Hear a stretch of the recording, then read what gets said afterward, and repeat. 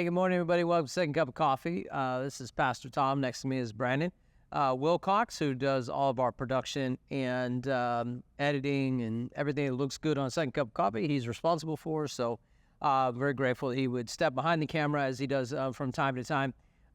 We're talking about this month, we're wrapping up our series called Walk, and we talked about Thomas. We talked about last week a quote by T.F. Tenney that we love to mount up with the wings as eagles, Isaiah 40:31, and we love to fly. We love to run, but he said there's a whole lot of walking involved. There's another key to that walk that Brandon and I had a conversation off camera, which kind of spurred this conversation on camera, which was this.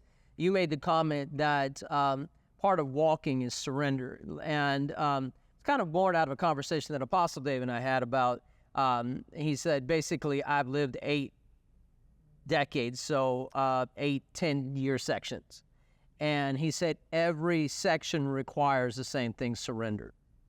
Because, and I don't know if it's at the 10-year mark, but there's probably something within that 10 years where you're going to have to surrender to God, right? And we walk through things. I don't think I'm telling tales out of, I lost my dad about 10 years ago. You just lost your dad earlier this year. There's a place of surrendering, right? There's that going through that transition, there's nothing you can do about it, right? If God's calling them home, God's calling them home. And so, but in that you have to surrender. And so people that are watching, Brandon, they're all over different types of surrender. But I loved how you put it, and I don't want to take the words out of your mouth, but we feel like we sometimes get to the I've surrendered everything. Yeah. And then something happens that changes our perspective. Yeah. And so can you talk about that a little bit? I mean, it doesn't have to be what happens, but just what that looks like going forward when I feel like, because I've been there, I felt like, oh, God, I think and I'll end up today with just a story out of my own life, feeling like, God, I thought I had given you everything. Yeah. And then, for that not to necessarily be the case. Yeah.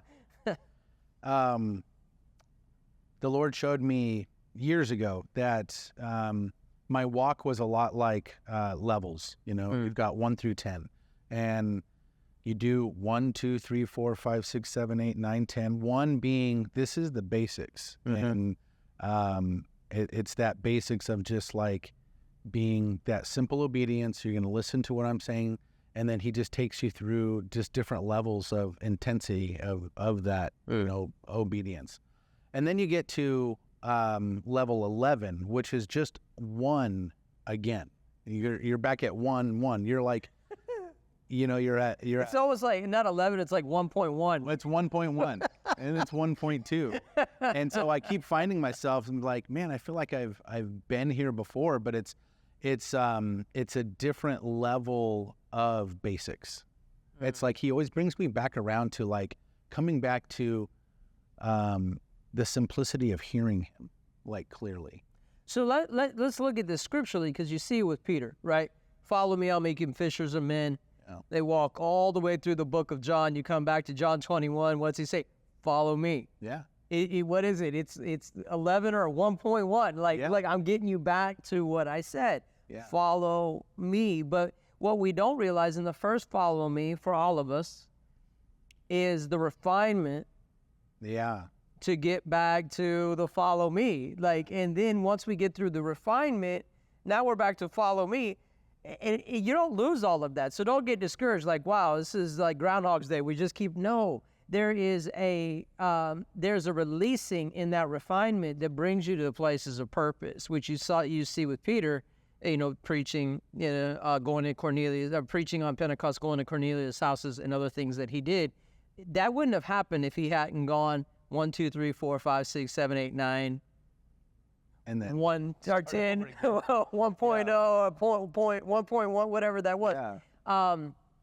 So what does that look like? How do you reconcile that, Brandon? You said God showed you that a long time ago. How do you keep from getting discouraged and just saying, look, I'm good where I'm at? I mean, I think that's a choice along the way too, right? I mean, oh yeah, definitely. I've never settled. That's one thing in mine and Liv's life. We've never settled. We've always wanted the more. Even if we were in a place where we're not hearing and you feel like you're the furthest from him, we always were desiring more. And I know that's not for everybody. I know, you do got to go through some discouragement at times, because there were times where we thought we were moving and leaving California. Right. And we were unsettled in even calling this place our home. And there were moments where I'm very frustrated with the Lord, because I'm like, hey, I feel like you're not saying anything right now, and it's silent. And then he just reminds me of that. Let's go back to the basics. Let's go back to listening. Let's go back to just spending time in my word, not trying to check off the list, but just come and spend time with me. And the best way I can relate that is in my relationship, in my marriage. I've noticed, like, every 7 to 10 years, I've been married 20 years. So, well, after about 7 years of marriage, I noticed that our relationship changed in, I don't like the same things maybe I liked when I was 18. Yeah, right. You know? Right. Oh, goodness. By that time, you're only 25. Right. Right? I mean, Yeah. For me, 7 years into marriage, I'm 42, or 37. So, there's a bit So there's some change. Right, yeah. I go from being a teenager to a young adult. And yes. another 7 years was another significant change. You add more kids, and in just how we relate to each other in our marriage. And not to get too deep in this, but as guys, about 30, something shifts in you anyway. It does. Right. So now you're what? You're about 15 years in? No, what was it? So we're... well, you're 18, 25, so 32, 32, so 14 years in, whatever that is. You go through this shift that I think most... he may watch this. Ron Ramirez used to say, he was an elder here for a long time in our church, the guys don't get their brains till they're 30. And he would say it jokingly, but I don't know what it is, but it feels like the light switch is on at 30 in a way for men that probably isn't the way for women. So I could see, right? But even in that, right, there is that place of surrender. There's that place of feeling like you're starting over. Yeah. Right? Yeah, because there's, in our marriage, what Liz and I have always done is several years will go by and we'll have this list of 10 things that I like that she does that makes me feel loved. Oh, okay. And so I write on the list, like, I love when I come home from work and you greet me with a kiss or a hug, just to know that I came home. Yeah. Or, hey, if I'm just doing the dishes, I love when she comes up behind me and just, those are the things that I feel loved. Now, when I was 18 and we wrote that list out, it was very different when I was 32 and we wrote that list out. Which I think goes to Isaiah, right? Because when you're 18, you're flying, you're running. Oh, yeah. When you're 32, you learn how to... This is long. It's more of a marathon than it is a sprint. So we're learning how to walk it. Yeah. And my taste changed, like you said, but there's a reality to the... Eliana and I heard this song, and it says, the book of love is long and boring. Yeah. And that makes sense. So some of you are watching what? No, it's not bad. It's just, it's the day-to-day. Yeah. But you can find so much in the day-to-day if you learn to be okay with walking. You don't have to fly all the time. You don't have to run all the time. Right. Because what was prophesied over me, you won't fly every time. But I think now that I'm getting older, I don't find that just that I crash and burn. There are times that I run and there's times that I walk. And a lot of times I find that I'm walking more than I'm running or that I'm flying. But I appreciate the running and the flying way more because I've learned to embrace and cherish the walking. Yeah. The refinement of the walking. Yeah. Because I think, Brandon, speak to this, even in your marriage. And I love that you brought that in because I think a lot of people I can identify, even if they're not married yet, they can file this away and grab a hold of it later. That refinement of walking leads you to the flying. It leads you to the running. It does. Yeah. But then when that's over, you're back to the walking, right? And that's okay, but that's the reality. So you said, 18 to 25 was section, 25 to 32 was a section. Yeah. So now you're kind of in the third section. You're kind of you're not fully, well, no, let's see, with 32 to 39. So that was the third section. So now you're in your fourth section. Yeah, I'm 42 now. Okay. And we are living our best marriage, our best life, like what we feel like is the pinnacle right now. But it's been taking all of those, the mundane walking, the high moments, the low moments, but we keep coming back to the basics of like, hey, don't forget when I come in the home, I love to be greeted. And when for her, it's, you know, she's got her list of things that has changed over the years, but it still comes back to those basic things of building that relationship, those building blocks. And I've related that to my walk with the Lord. He's now bringing me through probably the most intense relationship I've had with the Lord, because I'm having like encounters with him continually and hearing really clearly. And it's come back to this place of like, hey, would you just sit with me? Just sit with me. I'm not, before when I'm young, I'm praying, fasting, reading, I'm attending every meeting that I can get my hands on. Trying more charismatic, the better. Yes, I was the most charismatic. I was a revival junkie. There's nothing wrong with that. No, don't mishear us. There's not. We joke about chasing the glory, right? You just want that next experience, but that's what happens. You fly, you run, you want to fly and run, and we resist the walk sometimes. We do. Oh, we resist the walk because the walk is boring. Like you said, the walk is the day to day. When you're building relationship with people, there's not always highs. But. And this is what, you're the second testimony I've heard in a week of people making a decision to walk something out. And the first testimony, the person said to me, it was 30 years and I'm now starting to see the fruit. Yeah. You're saying it was 18 to 42. Now you've seen fruit, right? You've seen God move. You've had relationship, all of that, but now you're seeing something in your relationship with God, and then your relationship with Liz, and then her relationship with God, which is all kind of coming together at one point. Yeah, and this is the highest of highs.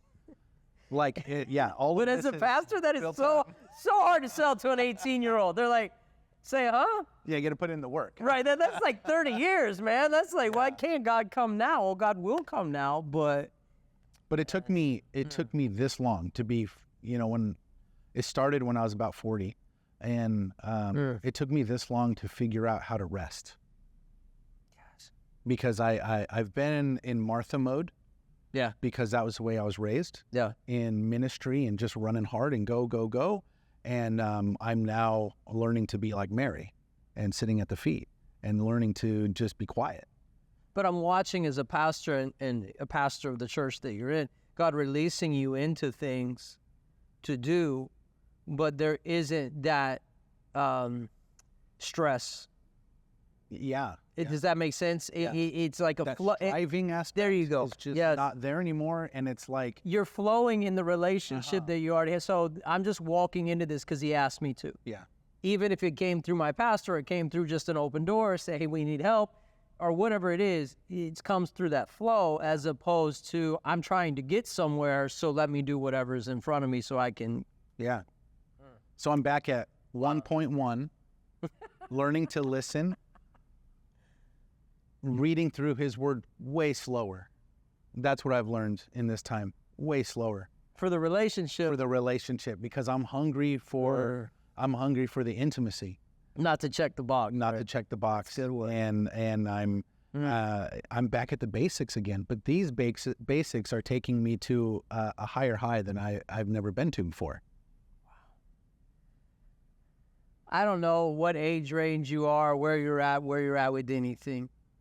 I am a little bit older than Brandon. I'm 50. It was about 3 or 4 weeks ago on a Wednesday night. We have prayer services. If you've never come to one, you're in the area locally, we'd encourage you to come.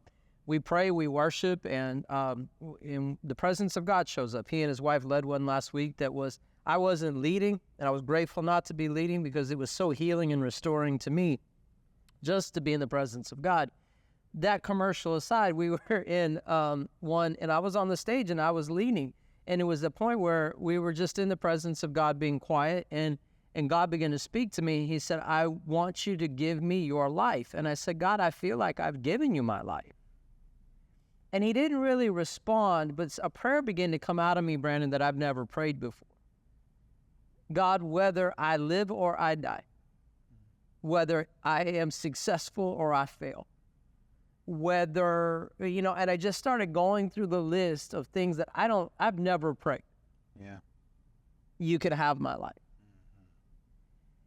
And I didn't know there was a 1 point. I thought once you got to 10, and I didn't know there was a 1.1, and then we started talking. And I'm like, I know what you're talking about because God just took me through that. Like, this is a whole other thing. And wherever you are, spend some time with God in this walk, because we're not running this out. We're walking this out. Now, he's at a pinnacle, right? He is. But what I see Brandon and Liz transitioning into now is walking with other people at the pace that they're going and investing these things as they walk. Yeah. Choosing to walk. That's a whole other thing. Choosing to walk with people as opposed to, I could run, I could fly, I already know the desk, I've already been there, but choosing to walk with people is kind of where I think that they're heading, and I'm excited about that because that's where people begin to grab a hold of the revelation that you have because you're imparting it to them. And then they can carry it for themselves. I don't know where you're at again, like I said, but wherever you are, surrender and walk, because where he's taking you is so rich, it's so good, because it's so full of him. If this meant something to you, please share it. Brandon, thank you so much. Again, it fills my heart because I'm like, now I can see a little bit more, even just where I'm walking right now, and that if I keep walking, I'm going to get to where God wants me to be. So I appreciate you. God bless you. God bless you guys, and we'll talk to you soon.